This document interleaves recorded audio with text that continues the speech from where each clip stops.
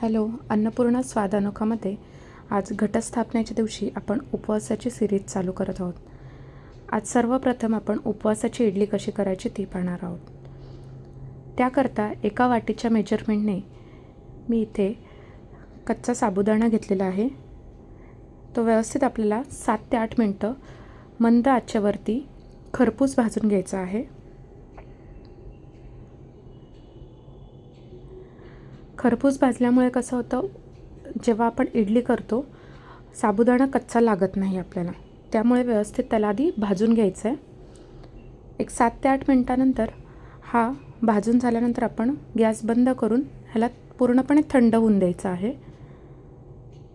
थंड झाल्यानंतर आपल्याला साबुदाणा एका मोठ्या मिक्सरच्या भांड्यात काढायचा आहे.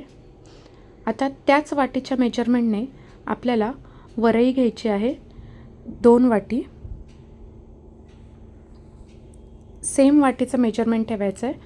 मेजरमेंट हल्लं तर इडली व्यवस्थित होत नाही, त्यामुळे 2 वाटी वरई आणि 1 वाटी साबुदाणा घेतलेला आहे. आता हे आपल्याला मिक्सरमध्ये व्यवस्थित बारीक करून घ्यायचं आहे. आणि आता त्याच वाटीच्या मेजरमेंटनी मी घट्ट दही घेतलेलं आहे आणि थोडं चवीनुसार मीठ घातलेलं आहे याच्यात. हे व्यवस्थित मिक्स करून घ्यायचं आहे.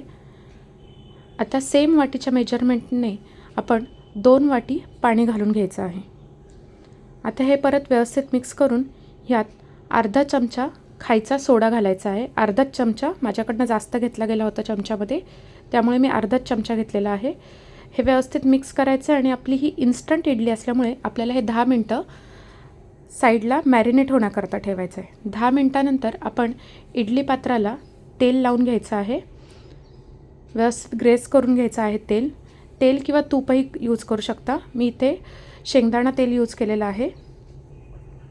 आणि आपल्याला त्यात हे जे पीठ आहे ते व्यवस्थित घालून घ्यायचं आहे. थोडीशी जागा ठेवायची आहे, पूर्ण काठोकाठ भरायचं नाही आहे. ही इडली फुगते, त्यामुळे ती बाहेर येते. आता आपल्याला हे 10 ते 15 मिनटं ही इडली वाफवून घ्यायची आहे. अशा प्रकारे आपली इन्स्टंट उपवासाची इडली तयार आहे. बघू शकता किती छान जाळीदार झालेली आहे. अजिबात चिकट होत नाही, काही नाही. तुम्ही ही नक्की ट्राय करा आणि मला कमेंटमध्ये सांगायला विसरू नका कशी झाली होती ते. ही इडली मी शेंगदाण्याच्या चटणीसोबत सर्व केलेली आहे. रेसिपी आवडली असेल तर please like, share, subscribe. Thank you so much for your support.